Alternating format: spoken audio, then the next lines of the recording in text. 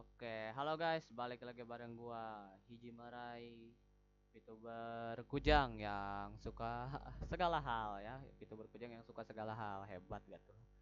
Oke, sekarang gua pengen ngasih tahu kalian gimana langkah awal untuk menjadi game developer ya guys ya, seorang game developer atau ya nanti kita jelasin ya. Oke, apa itu game developer? Game developer itu adalah seorang atau sebuah kelompok yang mengembangkan suatu game, baik dari konsep, mekanikal, dan mechanical game ataupun lain-lain. Kayak misalnya yang ngatur grafik itu dari game developer juga, yang ngatur kecepatan lari di gamenya, game developer semuanya lah, aset, aspek, main pause menu, main menu dan lain-lain. Oke. Terus game developer sendiri terdiri sebagai dua orang, dua jenis. Ada yang indie, ada yang tim developer atau production.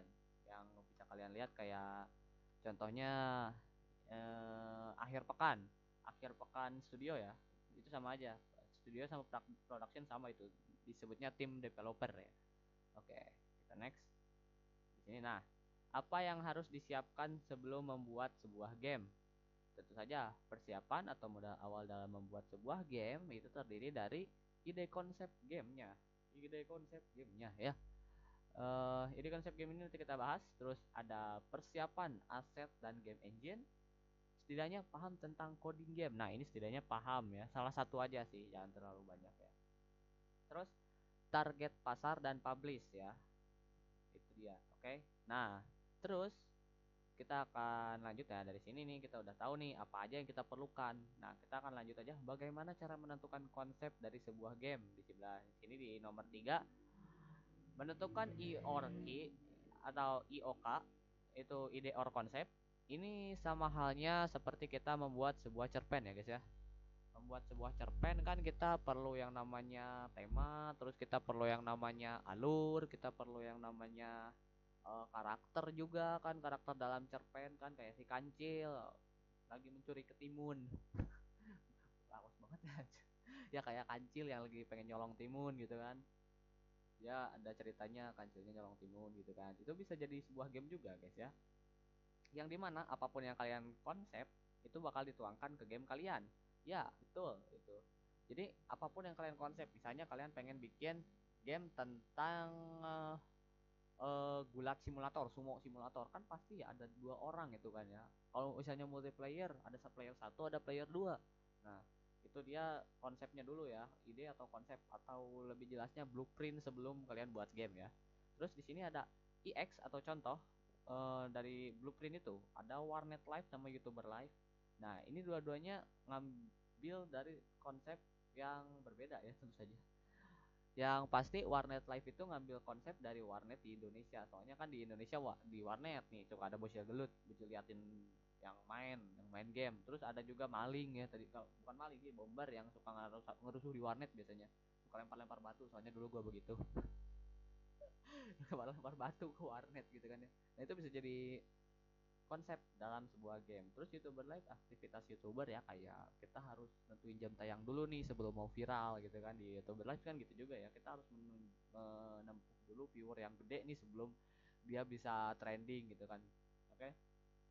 Next, persiapan aset dan game engine. Nah, ini nih kebanyakan orang sering bingung ketika nentuin aset untuk game mereka, kayak aduh, game gua asetnya di mana ya, game gua bikin asetnya gimana ya, kayak aduh, ini asetnya dari mana gitu kan. Nah, padahal mah itu udah banyak aset-aset gratis yang ada di internet. Nanti example-nya ada di halaman sebelah kanan. Example-nya ada di halaman 5. Oke. Dan untuk game engine sendiri atau dalam hal lain ini mesin gamenya, kita bisa memilih banyak varian. Aduh, motor. Sorry guys. Kita bisa memilih mesin gamenya. Kita bisa memilih banyak varian juga. Ada game engine di internet banyak. Dan tidak hanya untuk perangkat Windows, dan ini motor banyak banget karena gua di pinggir jalan, dan ya VTuber baru-baru nyebur ya. Hebat gitu, udah bisa jadi game developer, jadi VTuber pula. Oke. Dan tidak hanya untuk perangkat Windows saja, bahkan di Android pun masih banyak coy game engine yang compatible atau cocok ya. Ntar ada di halaman 6. Oke, kita ke halaman 5 sekarang. Penyedia aset untuk pembuatan game. Nah, ini yang seru nih ya. Beberapa penyedia aset di game di internet yang gua tahu, gua sebutin di sini. itu ada itch.io, terus ada Sketchpad, ada CG Trader. Ini ada yang bayar, ada yang gratis ya, by the way. Jadi ada yang bayar, ada yang gratis. Jadi kalian harus pilih-pilih juga lah, pilah-pilah juga lah. Terus ada Mixamo juga, ada Mixamo ya. Terus selain itu juga dari beberapa website tadi ada juga software ya. Software yang memungkinkan kita untuk membuat sendiri aset kita. Dan di sini banyak motor banget aja. Bacot banget, anjing lah, bacot banget. Oke. Di sini juga ada, kita bisa membuat aset kita sendiri. Di sini kita bisa membuat aset kita sendiri ya. Yaitu di sini ada Blender 3D untuk buat aset ya. Software-softwarenya itu ada Blender 3D, Autodesk Maya, ada Pixelorama, dan ya kalau kalian pengen bikin kayak pixel ada Pixelorama sih, itu lumayan. Oke. Next. Terus ada beberapa game engine untuk pembuatan game. Game engine ini atau mesin game ada banyak, dan kode program itu kadang beda-beda guys. Gak semua mesin game kode programnya sama ya. Jadi ada yang ini pasti beda sama yang ini, tapi itu gak menutup kemungkinan mereka bisa saling menghubungkan. Jadi ya bisa saling terhubung ya. Terus contohnya game engine dan kode program yang paling compatible adalah di bawah ini ya, di sebagai berikut itu. Nah, ada Unity dengan C Sharp ini nih. Unity dengan C Sharp. Ntar ada pensil gak di sini? Ntar aku tulis pakai pensil. Mana pensil?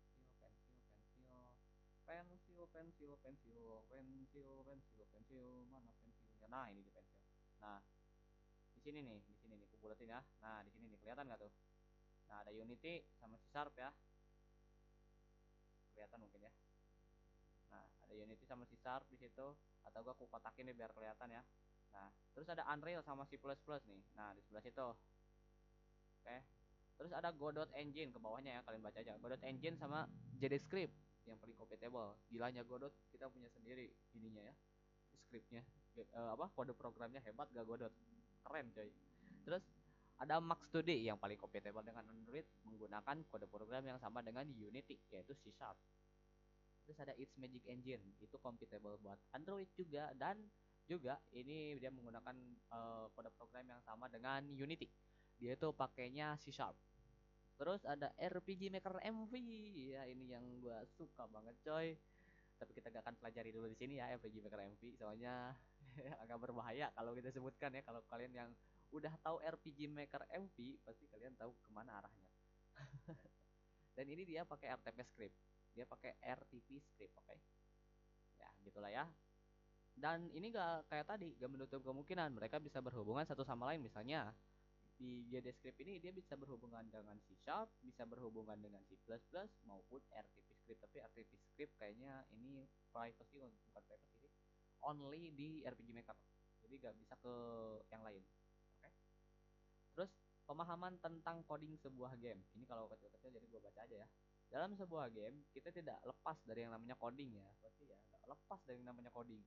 Coding sendiri jadi beberapa jenis terbaginya, seperti yang disebutkan tadi sebelumnya. Ada C++, terus ada C Sharp, ada Godot script, ada RTP script. Mungkin untuk website juga ada yang namanya JavaScript.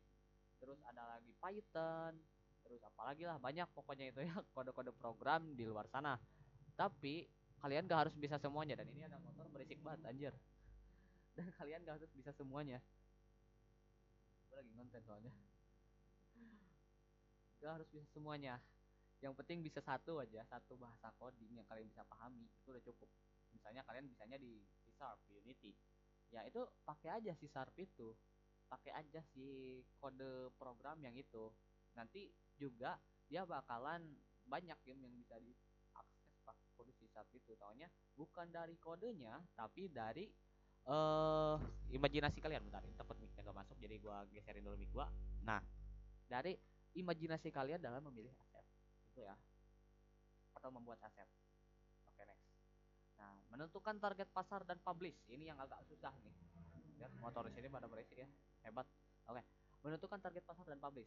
Untuk mempublish kedepannya kita harus memikirkan beberapa platform, atau kita harus menentukan beberapa platform untuk publish game yang sekiranya akan cocok pasarnya dengan game kita. Contoh, Nah, ini ada contoh tempatnya dulu ya. Contoh tempatnya itu ada itch.io, Steam, Epic Game, Play Store, dan lain-lain. Mungkin ada juga yang gua tahu tuh satu lagi tuh QF, tapi itu khusus untuk region-region tertentu ya. Jadi nggak semua di region nggak ada. Jadi kayak di Inggris itu nggak ada, di ini ya di UK ya, di UK itu nggak ada QF. Saya ingat tuh. Cuman di US ada. Nah kayak gitu. Terus tadi pasalnya yang cocok ya, pasalnya yang cocok dengan game kita atau yang kita sebut dengan genre lah ya biar gampang. Sunda sekali aku. Oke, genre yang gampang ya. Genre itu jadi kita tuh nentuin genre. Misalnya game kita ini temanya simulator, gak mungkin kan kita game simulator. Misalnya kayak warung kopi simulator tapi ditaruhnya di action, gak mungkin kan. Atau enggak warung kopi simulator tapi ditaruh jadi horor, ya itu mungkin aja, itu masih mungkin, tapi kalau di action kayaknya udah gak mungkin. Nah kayak gitulah kurang lebih. Terus ini untuk tambahan aja ya guys ya, sebelum kalian berusaha untuk membuat game, usahakan untuk membuat game, kalian harus berniat untuk menghibur orang banyak. Dan ini dari tadi aja wang weng mulu setiap gua bikin video. Oke, ya kalian harus berniat untuk menghibur orang banyak, bukan untuk mendapatkan cuan dari game, membuat game ya. Dari membuat game itu jangan untuk mendapatkan cuan, tapi harus dengan niat yang baik ya, untuk menghibur orang banyak. Karena itu kalau kalian pengen dapat cuan dari game ya, kalian bakal jadi buru-buru cuy, jadi buru-buru bikinnya. Wah gue pengen dapat cuan buruan lah, yang penting beres, yang penting jadi, yang penting bisa dimainin. Ya udah, jadi kalian nggak ada satu plan B, nanti kan gue jelasin di video berikutnya.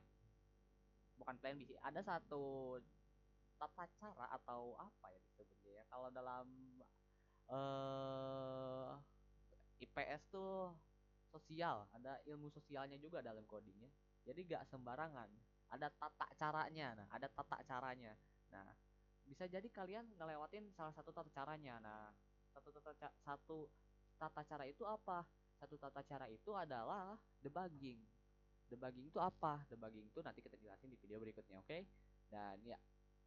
Dan ya, terima kasih atas perhatiannya. Saya ucapkan terima kasih banyak ya. Dan mungkin untuk contoh ya, contoh coding akan ku kasih contoh, bukan coding sih, contoh game yang mungkin sedang ku kerjakan di sini ya. Asal kebuka godotnya mungkin akan ku kasih lihat ya. Satu contoh game yang ku kerjakan, aku pakai Godot. Nanti juga kita akan belajar tentang Godot dan Java, Godot, Godot, Godot dan GDScript ya. Itu yang kita akan pelajari nanti di video-video mendatang. Oke, mungkin di video-video mendatang gue gak bakal pakai avatar, soalnya ini juga rada nge-lag buka Godot dari tadi ya kan, benar. Buka Godotnya rada nge-lag ya. Jadi mungkin nanti aja pas video berikutnya kita gak bakal pakai avatar dulu ya. Soalnya nge-lag kalau pakai avatar ya. Ya mungkin nanti aku tempel aja avatarnya, tempel selesai. Ya kayak begitu lah ya. Intinya terima kasih atas perhatiannya guys ya untuk video kali ini. Sampai jumpa di video berikutnya, and see you in next video. Goodbye semuanya. Arigatou gozaimasu.